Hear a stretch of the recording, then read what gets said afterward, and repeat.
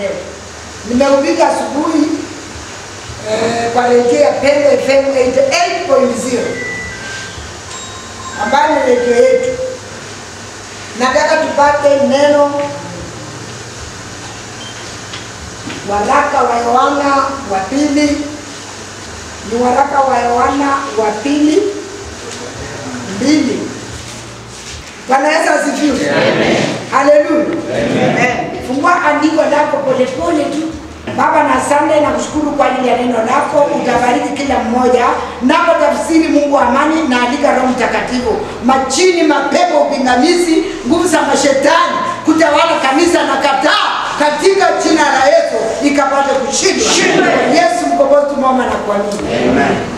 Nitasoma maandiko matakatifu waraka wa pili wa Petro kwa watu wote. Nasema hivi: Simeon Petro, mtume wa Yesu Kristo, kwa wale waliopata imani moja na sisi, wenye dhamana katika haki ya Mungu, watu na Mwokozi wetu Yesu Kristo. Neema na iwe kwenu na amani iongezwe katika kumjua Mungu wa Yesu Bwana wetu. Kwa kuwa uwezo wake wa uungu umekirimia vitu vyote vipasavyo uzima na uteua, kwa kumjua yeye aliyetuita kwa utukufu wake na wema wake mwenyewe. Bwana Yesu asifiwe. Biblia inasema kwamba vitu vyote vimetimilika kwa sababu ya wema wake. Kwa hivyo inamaanisha kwamba hata wewe na mimi tuko leo kwa sababu ya wema wake. Na ikiwa tuko kwa sababu ya wema wa Mungu, ni vizuri kufurahia maisha yetu vile tulivyo. Watu wengine huwa wanajihurumia sana akiona kwamba anaishi maisha ambayo kutarajia. Bwana Yesu asifiwe. Hiyo ilikuwa matarajio yako, lakini matarajio ya Mungu ni ile maisha ambayo uko, lakini ukiendelea kunyenyekea na kujua neno la Mungu zaidi. Mungu anasema kwamba tujue neno lake kwa wingi. Haleluya. Tukijua neno la Mungu kwa wingi, tunaenda kushinda na tunaenda kufika katika matarajio yetu. Kwa sababu leo nilikuwa nataka kila mtu ajue kitu ambacho kinaitwa kujiandaa. Haleluya. Kujiandaa katika maisha yako. Kujiandaa katika maisha yako, unaweza kujiandaa kama wewe ni kijana, unasema kwamba nitaoa kupitia harusi na harusi yangu itafanana hivi na hivi. Ama unaweza kujiandaa kusema kwamba nitajenga ghorofa ama nitajenga hivi na hivi, kwa moyo wangu nataka ikae hivi. Yaani kujiandaa ni kufikiria kwa maisha yako ni kitu gani ambao unafikiria kukifanya baada ya Mungu kukuinua, kukutoa mahali penye huko. Bwana Yesu asifiwe. Sasa tunaona kwamba hii kitu ambayo inaitwa kujiandaa ni vizuri sana kila mmoja wetu tuanze kuwekea maanani. Tuwekee maanani sana, tusichukue kama ni mchezo. Hata ukiona mtu ni president, mtu ni nani kwa hii dunia, alijiandaa katika mawazo yake, akajiandaa kwa mipango, ndiposa akafika mahali pale. Hakutoka tu huko na akafika, alijiandaa. Ambia mwenzako tunajifunza kuhusu kujiandaa. Bwana Yesu asifiwe sana. Kwa hivyo unapojiandaa katika maisha yako na ujue neno la Mungu kwa wingi, matarajio yako haitakufa, itatimia wakati wa Mungu ukifika. Tuendelee. Tena kwa hayo ametukarimia ahadi kubwa mno zamani, ili kwamba kwa hizo mpate kuwa washiriki wa tabia ya uungu, mkiondolewa na udhalimu uliomo duniani. Bwana Yesu asifiwe sana. Unaona? Biblia inasema ya kwamba udhalimu ambao uko katika dunia tuondoke ndani. Tunataka tuwe na imani ya Mungu. Tusifuate udhalimu wa dunia. Dunia iko na udhalimu mwingi sana. Lakini sisi maandiko inatuambia tuwe na uungu ndani yetu. Mtu ambaye ako na uungu ndani yako ana neno la Mungu ndani yake. Kwa hivyo hautampata kwa mambo ya dunia hii. Haleluya.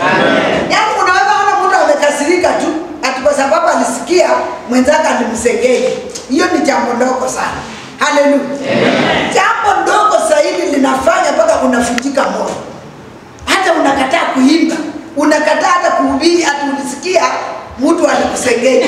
Hiyo ni kitu kidogo zaidi, kwa sababu ni lazima kwa hii dunia unapoishi wewe omba kwa ajili ya matarajio yako ni yapi.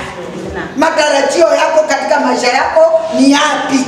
Hiyo ndio inafaa uwekee maanani kabisa. Amen. Lakini mambo ya huku na huku ama mambo ya watu haitakusaidia chochote. Bwana Yesu asifiwe sana. Sasa badala ya matarajio wataua matarajio yako.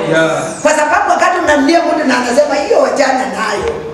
Hata kama ni kazi anakuambia si lazima yenye umesomea, fanya tu yoyote. Na unajua ukianza kuchoma mahindi, umemaliza form 4 ama unaanza kuendesha pikipiki na unasoea pesa kila siku, tosha. Sasa wewe utaenda wapi? Nasema niko na riziki. Kibawa yako imewawa ama bado inafanya kazi? Imewawa. Bwana Yesu asifiwe. Amen. Mimi niko na kijana ambaye alisoma mpaka class 8. Nikamwambia, mimi naona wewe unaweza enda mbali. Afadhali uende usome nikupeleke uanze kusoma ufanye form 5. Akasema nimezoea pesa ya kila siku. Yaani usikubali wakati tu utawekwa kwa kitu hapo, basi mwisho wako ni hapo. Lakini matarajio yako lazima uombe na kuiwekea maana. Bwana asifiwe sana. Amen. Nimesema nitajifunza nini? Haleluya. Kama umesahau tena. Matarajio yako isije ikafunjika ama ikakoma ama ikafika mahali ukaona kwamba itawezekana. Itawezekana tu, isipokuwa tuwe na tushike neno la Mungu kwa wingi. Haleluya. Yaani hata kama tuko na upungufu kidogo, lakini neno la Mungu likuwe juu katika maisha yetu. Na litakuwa juu katika maisha yetu kwa sababu ya kujitolea sisi wenyewe. Kuomba, kusoma neno, kujitolea katika huduma. Haleluya. Unakuwa ukiweka kuna wahubiri kuna wahubiri na mhubiri mwenye anatazama Pendo TV waje kunikasirikia. Kuna wahubiri yani kazi yake anaitwa nini? Full time nini? Pastor. Anaitwa full time pastor. Yani huyo ni mhubiri kutoka asubuhi, yani akiamka anaomba, anaoka, anakunywa chai, anafaa tai na suti kwa huduma. Sasa anaitwa full time pastor. Bwana asifiwe. Lakini sisi tunafanya kazi ya Mungu na tunafanya kazi yetu. Kwa hiyo tofauti iko. Neno la Mungu kwa wingi ni kujiweka pisi kwa neno. Haleluya. Hata kama uko kazini unakificha kidogo, unaongea na Mungu wako. Haleluya. Nani atajua penye nimejifungia huko kwa ofisi nilikuwa nafanya nini? Hata kama una ofisi, mimi niko na ofisi, pengine wewe una. Ukienda tu hata mahali popote tu na ukae hata kama ni nje hivi. Si utaongea na Mungu wako na unarudi unakaa. Unaweza ombea mahali popote. Hata kwa barabara unaweza omba. Bwana asifiwe sana. Na ukiomba Mungu atasikia maombi yako. Akisikia maombi yako utakuwa unaandaa maisha yako, unaiandaa kwa ajili ya lengo fulani ambao unatarajia Mungu akufanyie. Haleluya. Na sasa ukiwa na lengo, mbona Mungu asitimize? Atatimiza. Wewe una lengo, si atuko tu hivyo. Nani ana lengo hapa? Una lengo, wewe muda usione tu atu wewe tu ni hivyo. Hilo lengo sasa umejiandaa kwa hilo. Haleluya. Amen. Umejua nikifanikiwa nipate kazi, nitafanya hiki na hiki na hiki. Umejiandaa, umejua nikipata wajukuu, unajua sisi wa mama turidhiki. Akipata mtoto anatarajia mjukuu. Akipata mjukuu anatarajia nini? Mjukuu. Wale wamepata vitukuu mkono. Mtoto yako amejaa sana, mtoto yako atakuwa mkubwa na kazi.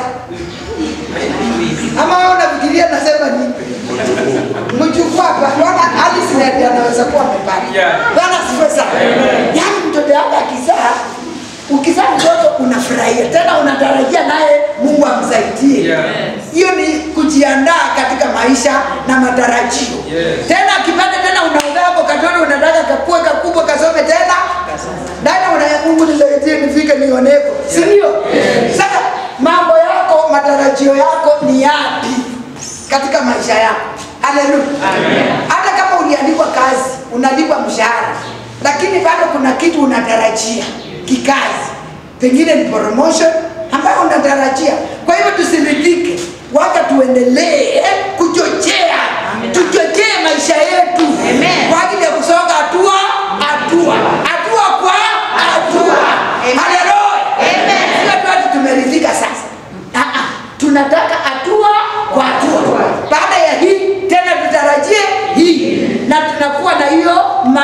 matarajio. Haleluya. Kitu haitakuja bila wewe kutarajia. Bwana Yesu asifiwe. Amen. Nimeona huko penye natoka kuna wili inaitwa kumbe kumbe ya mjane. Hizo vitu zimejaa hizi. Haleluya. Mnaita? Hizo kumbe kumbe zimejaa huko za mjana.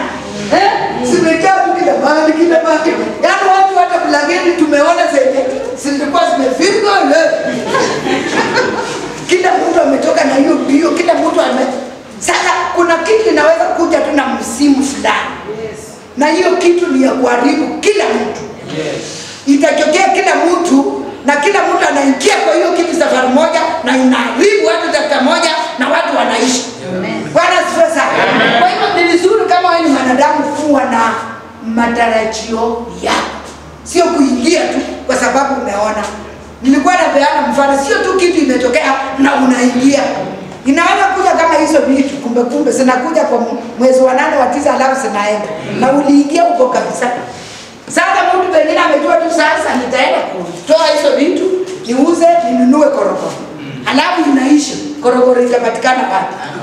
Bwana Yesu asifiwe. Ni vizuri kuwa mtu ambao una mipangilio, matarajio ambayo unajiandaa kwa hayo. Amina. Tuendelee. Kwa sababu ya tamaa.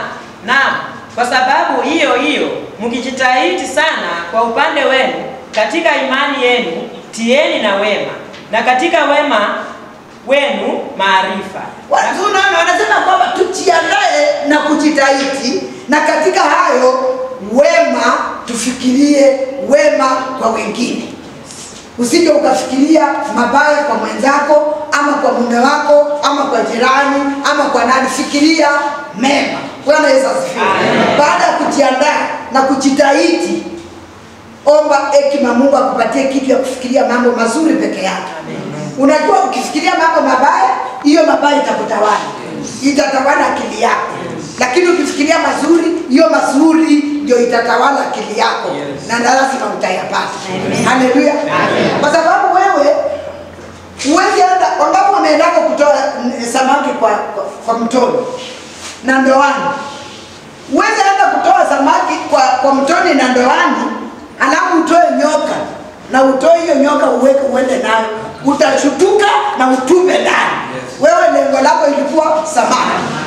Kwa hivyo lengo lako kwa maisha yako, hata shetani akuja ikoroke, hata akuja kufunje moyo, paki na lengo lako. Amina.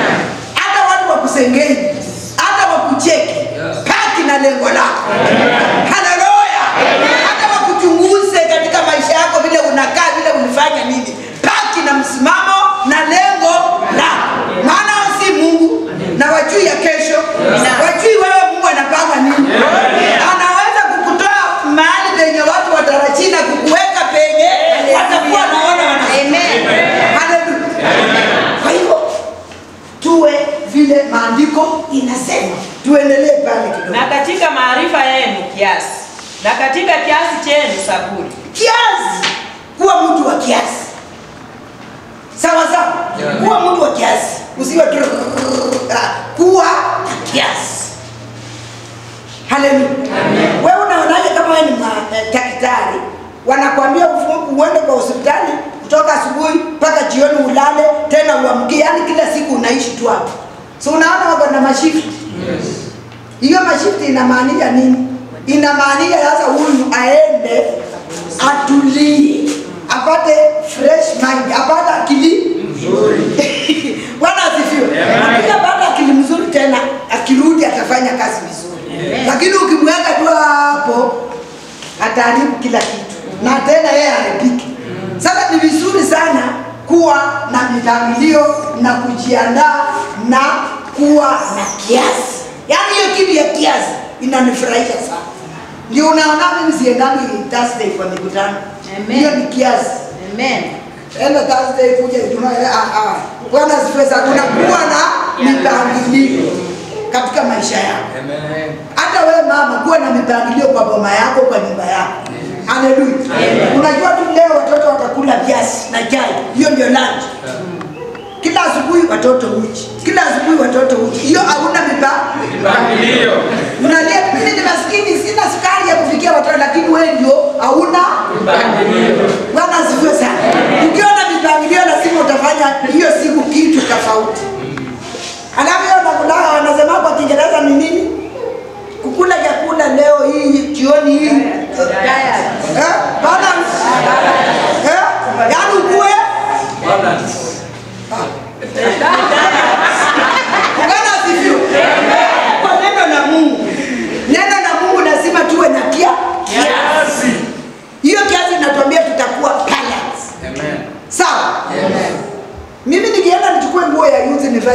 hata ingia ndani. Na nikimpea hii hata watu watacheka huyu mwingine. Kila mtu akuwe na kiasi. Haleluya. Na hii kiasi yako ina matarajio. Sio tu kiasi. Hiyo kiasi yako watu wanakuona tu, lakini Bwana sifiwe. Mimi naongea mambo yenye najua inawezekana. Na naongea mambo yenye najua inafanyika. Na naongea mambo yenye najua nimeshuhudia. Haleluya. Nilikuwa naambia hao watumishi miaka fulani, mkikuja kwangu mtakuwa mnatoa viatu.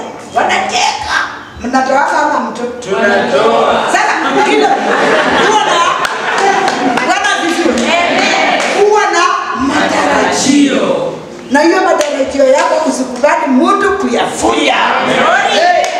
Hata mtu akisema huyu naye anaweza nini? Sema siwezi. Mungu wangu anaweza. Mimi siwezi. Lakini Mungu wangu aliye ndani yangu anaweza. Hiyo peke yake imetosha. Daudi kanisema, Bwana asifiwe. Baba ya Daudi alilia sana, akasema mtoto wake anaenda kukufa. Lakini Daudi akasema, yule Mungu ambaye ninaomba atanisaidia kuua Goliath. Atanisaidia kuua Goliath. Na akamuua. Akafanya tu hivi. Kwa hivyo hata wewe pepo ambaye linafunga maisha yako, ukiwa na imani na ujue kwamba Mungu anaweza, lazima litatoka ndani yako. Na likitoka njia zako zitakuwa zimefanya nini? Haleluya. Zitakuwa zimefanya nini? Usikate tamaa. Yule mtu ambaye ukapa na umekata tamaa, usikate tamaa. Bwana Yesu asifiwe. Kuwa mtu wa matumaini na ukuwe mtu wa matarajio na ukuwe na kiasi na ukuwe na neno la Mungu kwa wingi. Mimi kitu yenye navuza huwa sahau. Leo hivi ile kembo. Lakini mimi bado naikumbuka yote. Tuendelee. Na katika saburi yenu utaua. Na katika utaua wenu upendano wa ndugu. Sasa hiyo ndio shida. Kwa makanisa, kwa serikali, wapi na wapi, hiyo ndio shida. Uteua ni kitu kubwa sana. Bwana asifiwe. Uteua ni kitu kubwa sana katika maisha ya mwanadamu. Mungu amekuteua katika hali fulani. Mungu amekuteua kuuza, kuwa mwanabiashara. Mungu amekuteua kuwa daktari ama mwalimu. Mungu amekuteua kuwa mchungaji. Mungu amekuteua kuwa mwimbaji. Hiyo ndio shida kabisa, kwa sababu ukiona anafuatia anasema lakini kwa hiyo tukue na nini? Hiyo ndio shida. Hebu angalia mwenzako. Hiyo ndio ugonjwa. Ni ugonjwa imepatikana ama haijapatikana? Imepatikana. Haleluya. Katika uteua wa fulani kweli anaimba, lakini umpendi. Akiimba wewe ni kumtoanga makosa. Kuna mtu ambaye ameteua kuwa mhubiri. Akihubiri kila siku wewe unatoa makosa. Ni kitu ambacho inaitwa uteua. Kama Mungu amekuteua, simama fafa. Usikubali kunyanyaswa. Na usikubali kushindwa. Na usikubali kusema hujui. Hiyo ni uteua Mungu alikuteua. Amina. Simama tu fafa. Amen. Haleluya. Unapita hata kwa kina Shadraka na Abednego, walipita hata kwa moto. Wakatembea kwa moto. Kwa sababu walikuwa na uteua. Mungu alikuwa amewateua. Bwana asifiwe sana. Kwa hiyo hata wewe pinda tu ndani yao. Ukijua kwamba kuna uteua ndani yao. Haleluya. Hiyo uteua shikilia. Hiyo uteua ambao Mungu amekupea shikilia. Haleluya. Unajua kuna Mungu hata akiambia watu, hata mimi nikianza tu kupiga hapa watu makofi, Jumapili watarudi. Hakuna watu wataenda mahali sababu nimeteuliwa. Kwa hivyo nikapewa hiyo authority. Natumia mamlaka ambayo nimepewa na Mungu. Lakini kama hujateua unasema na pia anakomanisha nani? Hata anaweza kuja Mungu. Lakini mimi hata nikitoka hapa nikupige uwezi kuja. Unasema tufilisane. Kwa sababu ya kipawa cha kuteuliwa. Haleluya. Tunasikilizana kweli? Ama nikeleze siku hizi nini nimeamua kufundisha. Siku hizi unaona nafundisha. Na katika upendano wa ndugu upendo. Maana mambo hayo yakiwa kwenu na kujaa tele, yawafanya ninyi kuwa si wavivu wala si watu wasio na matunda. Ndio hiyo sasa, tukiwa na upendano, mimi nikihubiri utasema amen.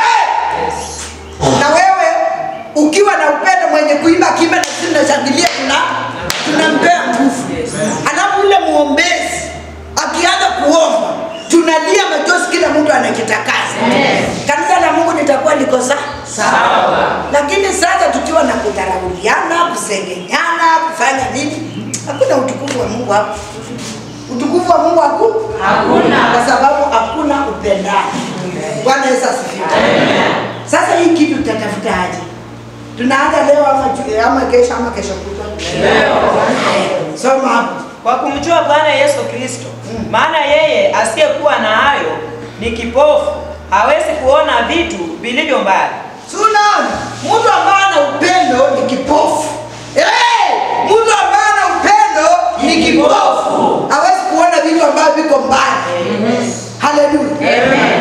Vitu ambavyo viko mbali, nataka nikwambie, unaweza ona kitu ambayo iko miaka 10 ijayo, na utangoja uambie Mungu hiyo miaka 10 iishe nipate.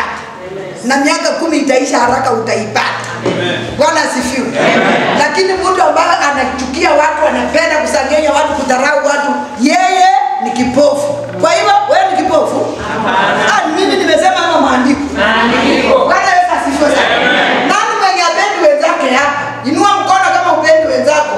Wewe ni kipofu. Lakini ulete upendano, utaona kitu ambayo iko mbali. Napenda hiyo sana. Ina kitu ambayo iko mbali, si ya leo, si ya kesho, ni ya miaka kadhaa. Utangoja miaka kadhaa, kwa sababu iko Nairobi. Ile kitu inataka ifike Kakamega na inakuja kwa nyumba yako. Lazima ungoje itembee polepole. Hata ujui itatembeaje. Ujui hiyo gari itatembeaje. Zengine inaweza haribika hata kwa njia imalize mwezi. Lakini wewe umetulia, maana unajua umeiona ni yako na inakuja. Amen. Bwana asifiwe sana. Amen. Kwa hivyo tusiwe na haraka ya kusema Mungu ametuacha, mbona tusongi, mbona tufaulu.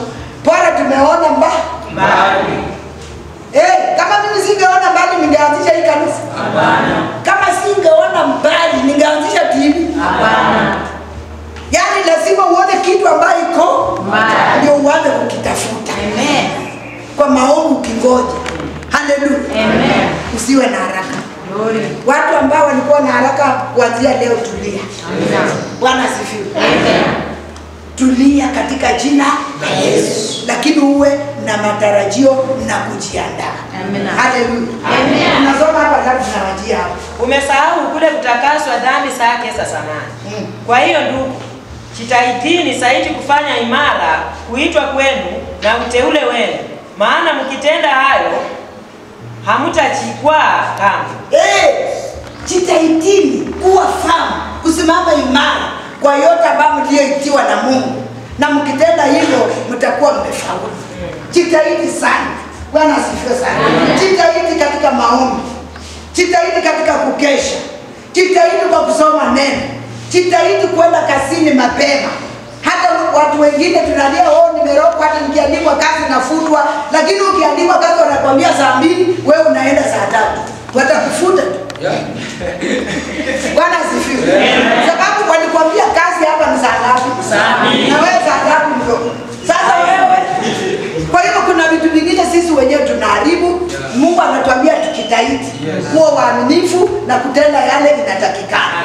Mungu amana awabariki.